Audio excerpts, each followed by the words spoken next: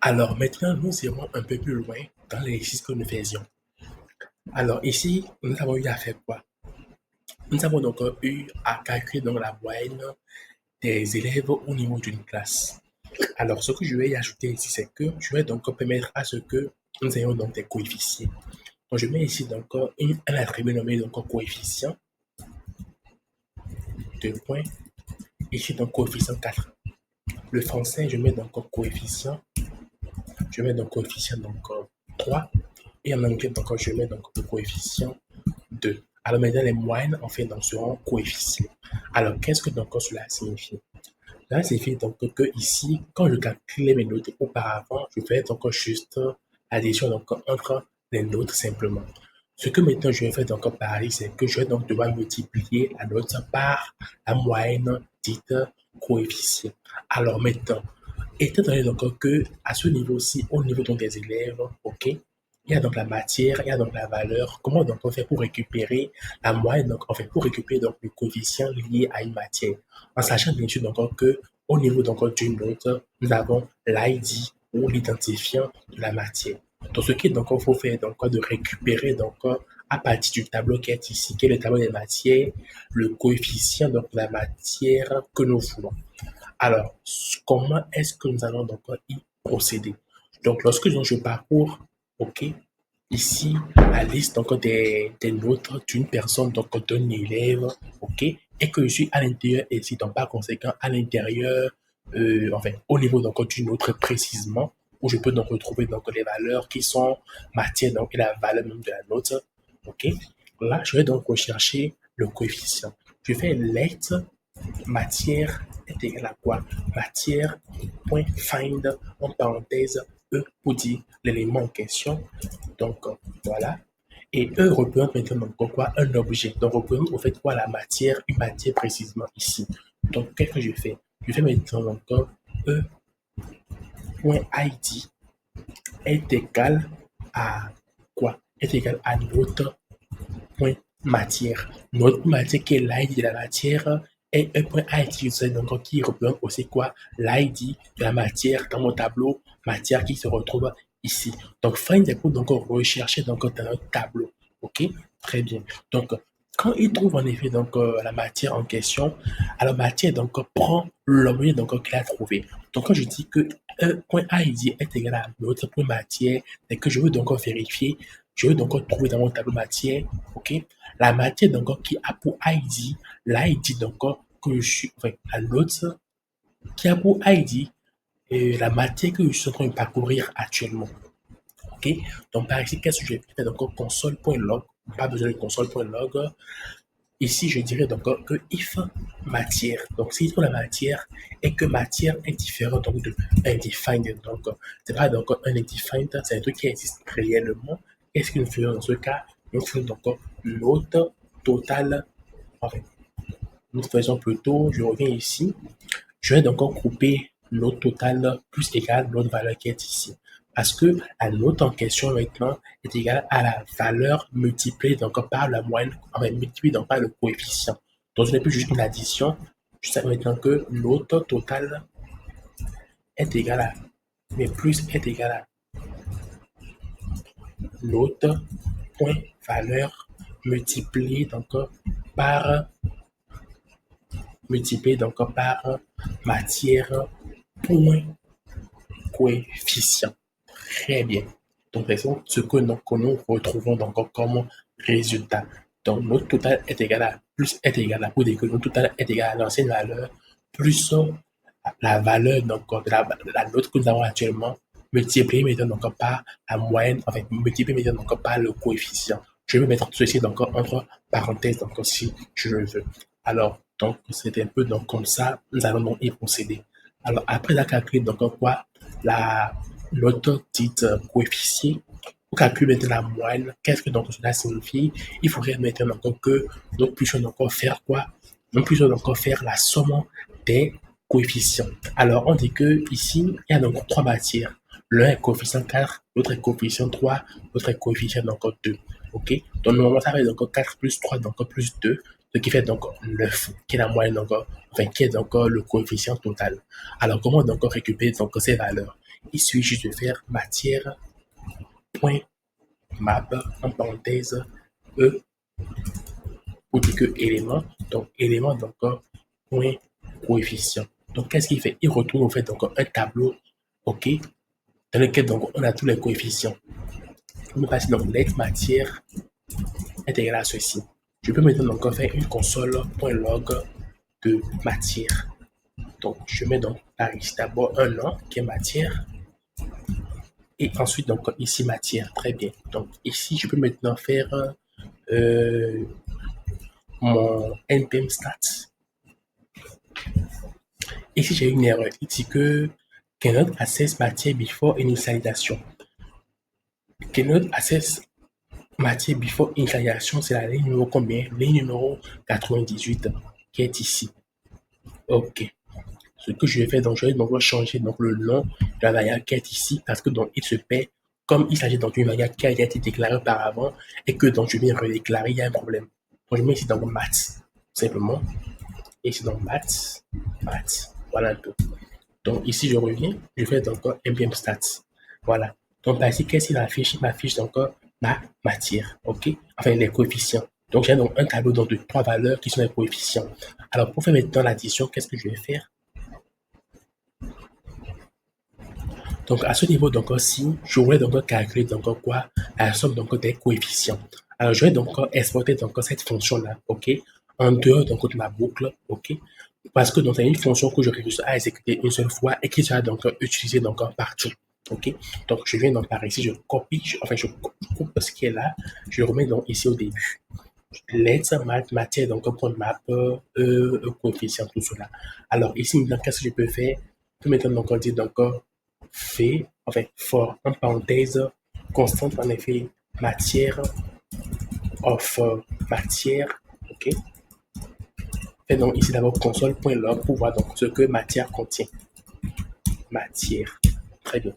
Donc je viens par ici, je vais dans npm start et j'ai par ici donc quoi, un moment, const matière, donc of matière par ici, matière donc point map, ok, ceci donc point coefficient. Un moment, je vois donc où est-ce que donc je me suis planté. Console.log de ceci. Par exemple, dd, npm stack. J'ai ici donc mon dd et bien ici donc id labelé. D'où vient la console qui est ici? La console qui est ici donc vient effectivement d'ici. Ok, je vois. Alors, le for, en fait, donc, c'est pas donc sur le tableau, la liste des matières, je vais le faire, mais plutôt donc sur le maths qui contient encore uniquement les coefficients. Très bien. Donc, je viens par ici, npm donc stat, j'ai 4, 3 et 2. Très bien. Donc, cela signifie que je mettrai par ici une variable nommée et coefficient total. Voilà, qui est égal à 0 par défaut. Et ici, donc, je mets donc coefficient, enfin, je mets let. On va changer la valeur après. Let. Donc, let est égal maintenant à quoi? Et plus est égal pour dire que je fais la concaténation. Enfin, je prends l'ancienne valeur plus la nouvelle valeur, matière. Bien, je mettrai ici donc coefficient. Voilà. Of coefficient avec SA ici. Voilà. Très bien. Donc, plus maintenant, donc quoi? Plus maintenant, donc coefficient. Donc, à la fin de ma boucle, j'aurai maintenant donc la nouvelle valeur de coefficient total qui sera égal à 9 normalement. Donc, ici, donc, j'affiche coefficient donc, total.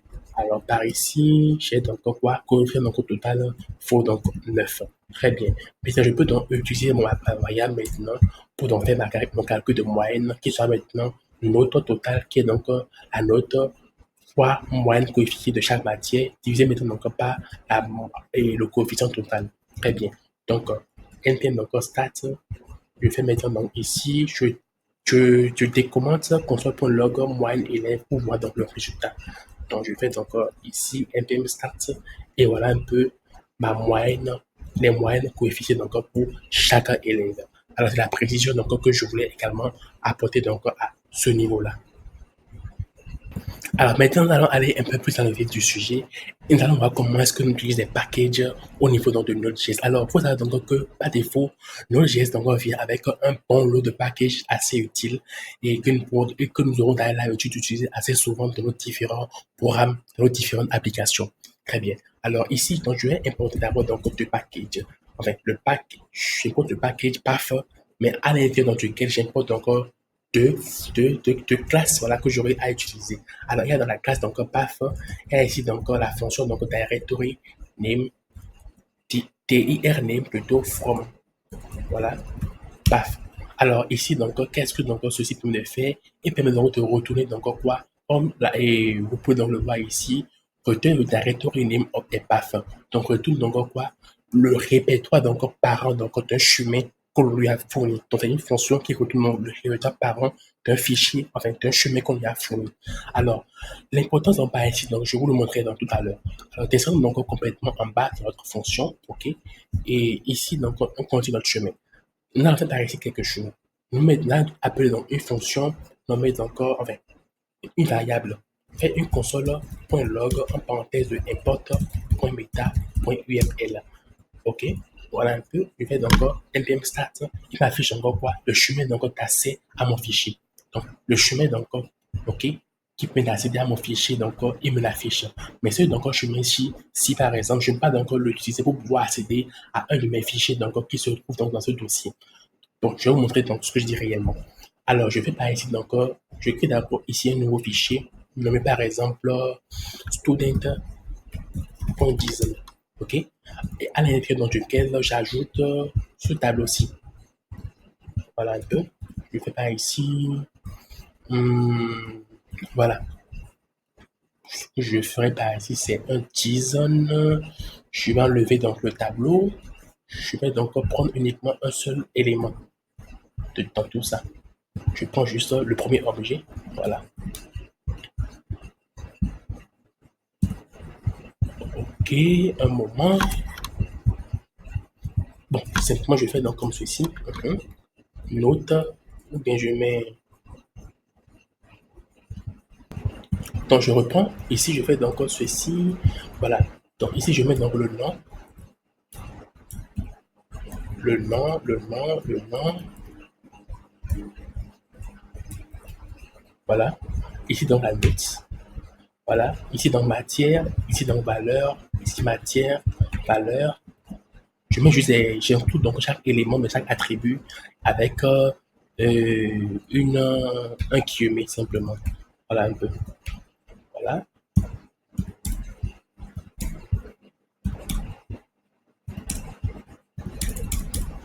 Voilà. Voilà. Voilà. Et il manque quelque chose ici qui est le tableau qui se ferme. Très bien. Donc, je vais donc créer donc, mon fichier JSON qui est bien ici. Alors, maintenant, je veux donc accéder donc, à ce fichier JSON-là. Je veux donc lire le fichier JSON, récupérer donc les éléments qui sont à l'intérieur de mon fichier JSON. Alors, comment est-ce que je vais donc faire par ici? Alors, je fais donc d'abord donc console.log de import meta URL et j'obtiens donc quoi cette URL donc ce qui se retrouve ici. OK? Maintenant, qu'est-ce que je vais faire? Je vais donc récupérer donc le chemin donc absolu d'accès à ce fichier. Je vais donc file URL to path qui prend maintenant donc quoi? Import.meta.url. Alors, comme on le montre donc dans l'explication qui est ici, OK? C'est une donc fonction donc qui prend en paramètre, OK? Et un chemin comme ceci. Un chemin donc comme file, comme dans par ici, file de point slash, etc. OK? Et qui donc retourne donc le chemin absolu donc accès au fichier depuis notre machine. OK? Donc, je mets donc ceci donc dans quoi? Dans une constante variable nommée donc file par exemple, mais file URL. File URL. Très bien. Voilà. Alors maintenant, je vais appeler donc la fonction nommée donc directory name qui vient donc de quoi? De path qu'on avait donc utilisé comme package Node.js ici. Donc, en parenthèse, file URL et nous verrons donc la console, donc ce qui est donc affiche oui. Donc, console.log en parenthèse de directory name file URL. Ici, nous avons donc quoi?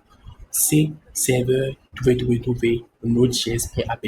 Donc, il renvoie donc le parent, ok, du fichier donc, dans lequel on se trouve, qui est donc Node.js app, qui est le nom de mon projet.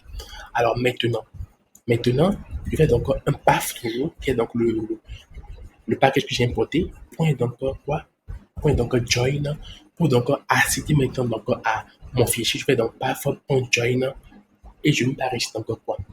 Alors ici, je mettrai donc cette constante ici. Ceci est donc dans une constante nommée donc DIR pour dire directory, pour dire donc, le résultat donc principal de mon projet. Directory. Si je veux comme ceci. Très bien. Directory, donc path.join directory. Donc maintenant je pointe directement donc vers le dossier qui est ici, qui est Node.js, virgule, et maintenant le chemin du fichier que je vais accéder. Donc comme le fichier donc student.json se trouve directement à la racine, je fais donc rapidement encore student.json. Donc quand je ferai donc par ici une console log de ceci, et donc console log de ceci, je verrai donc que j'aurai le chemin d'accès à mon fichier qui est student exactement. Donc maintenant, qu'est-ce que donc je veux donc faire à partir de là? Je vais maintenant donc utiliser un package qui s'appelle donc FS, qui est donc un file system pour accéder donc au fichier de mon système d'exploitation. Donc FS, je vais par ici donc d'abord, je fais import FS from FS. Très bien. OK.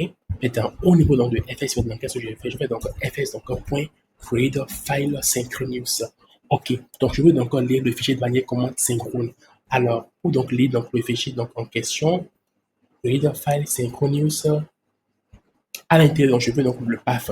Le path en question, donc c'est le chemin d'accès dans mon fichier.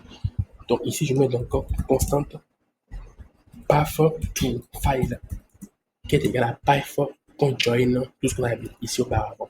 Donc, je vais donc maintenant donc path.file ici. OK.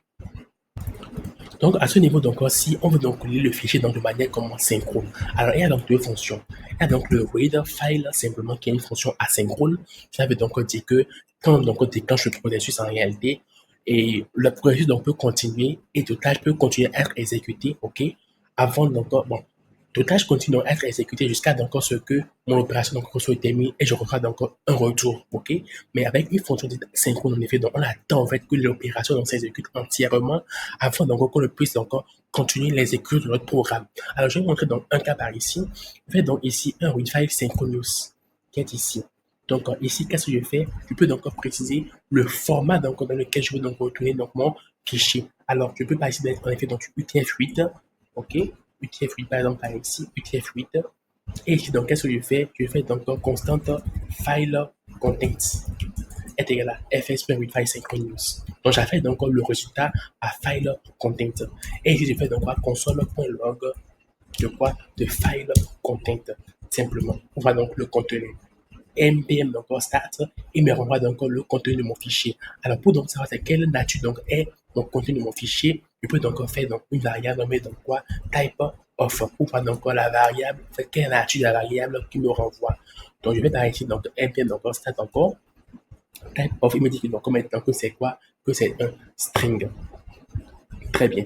Alors maintenant que c'est donc un string.